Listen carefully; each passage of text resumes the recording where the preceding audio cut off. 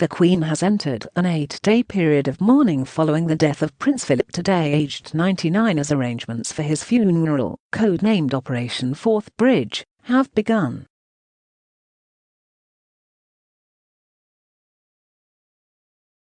The Duke of Edinburgh drew up the plans himself, and in character with his no-nonsense attitude will eschew usual state formalities.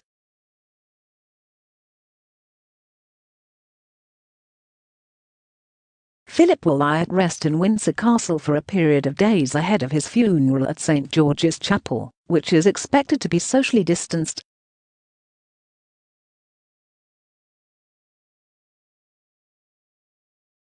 Royal fans have been told not to attend any part of the events that make up the funeral due to COVID restrictions.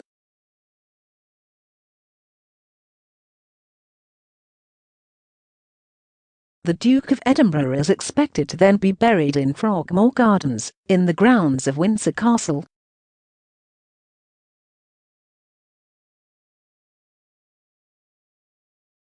The Queen will not carry out any duties even in private under COVID restrictions. Laws will not be given the Royal Assent, and affairs of state will also be paused.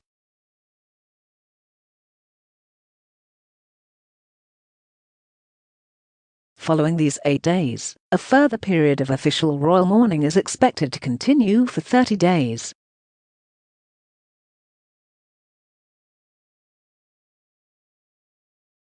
Scores of people will be involved in the days ahead, from military guards and the clergy, to staff at Buckingham Palace and Windsor Castle, who will be making sure the household continues to run smoothly during this traumatic time for the Queen.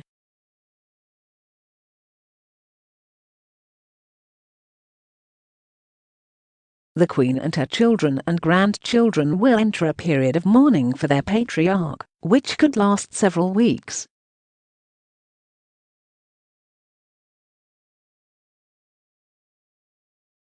Official engagements, most of which are presently online, can continue during this time, although most are postponed or cancelled, but it depends on the wishes of the monarch.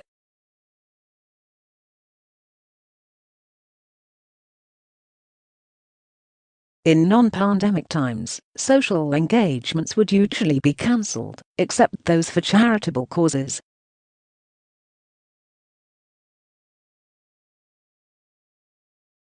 There are various types of mourning, but royal, also known as court mourning, includes the royal family, royal households and the Queen's representatives in the UK and abroad wearing black, and also using black-edged writing paper.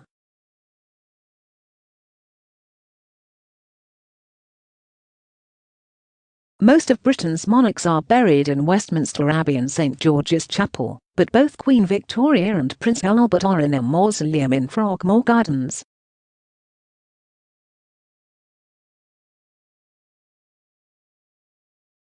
After her husband's death, Victoria lived largely in isolation at Balmoral until she died on January 22, 1901.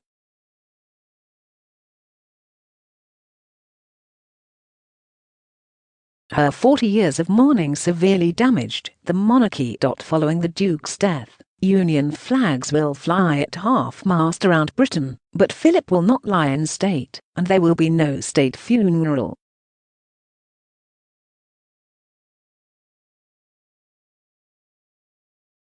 The Lord Chamberlain, the most senior officer of the royal household, will be in charge of arrangements.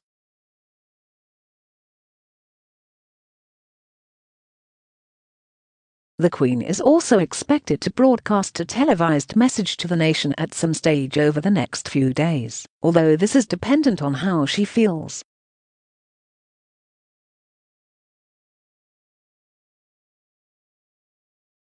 In normal times, there would be early morning rehearsals over the next week for a gun carriage and procession through the streets of London, and another in Windsor.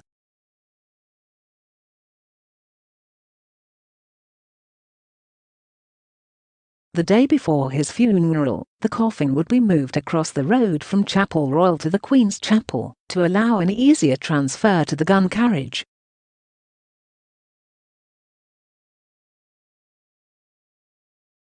The funeral itself would be held in Windsor, while a military procession would take place from St James's Palace, down Marlborough Road, and up the Mall.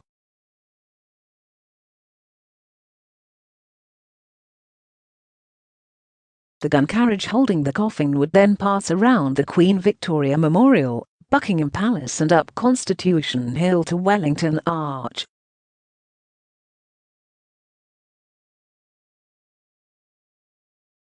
Members of the military would lead the procession, with the royal family and household walking behind, but the Queen would be expected to go straight to Windsor.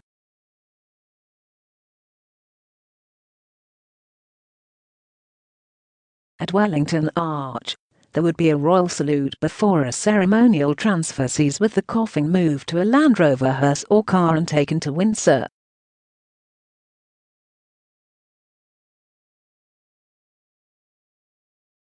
On arrival in Windsor, there would be a slow procession driven up the Long Walk with drummers, military and members of the royal family following behind.